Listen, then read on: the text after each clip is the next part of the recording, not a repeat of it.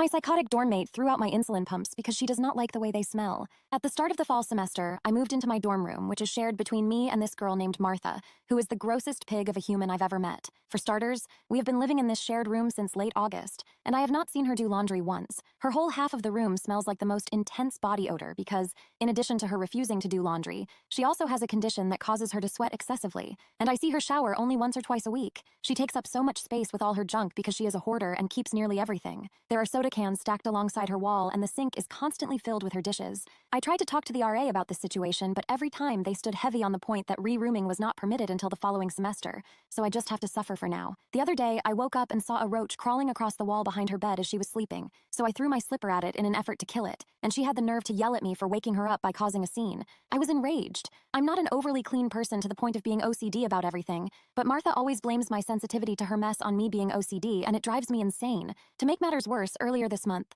Martha adopted a cat and snuck it into our dorm room and has been forcing me to keep it a secret because she does not want to get kicked out of the school. When she brought the cat in, she never got it a litter box, so it had been using her clothing piles as its bathroom. It's absolutely revolting. I would snitch on Martha to the school for bringing a cat into the dorm in an effort to get her in trouble, but I also like the poor thing and don't want it to get kicked back out onto the street or put back into the foster shelter. I ended up buying the cat a litter box with my own money so that the cat could stop doing business all over the room, and Martha got mad at me for that and tried to claim that I was stealing her cat from her. Needless to say, this girl is crazy. Now for some context on what I'm about to tell you. I am a type 1 diabetic and have been my whole life, so I know how to go about things and take care of myself. I keep my insulin in the fridge because that is the way I've been storing it my whole life, and Martha has been made aware of this. Since the start of the semester, she's complained about my insulin taking up too much space in the fridge and freaking her out. She literally said, "I hate feeling like I'm in a hospital room every time I open the fridge." Like, girl. I wanted to tell her how much I hate feeling like I'm at a trap house every time I open the door to our dorm, but held back because there was no point in arguing with her. Earlier today, when I came home, I checked the fridge because I needed to replace my insulin pump and my shelf on the fridge was empty.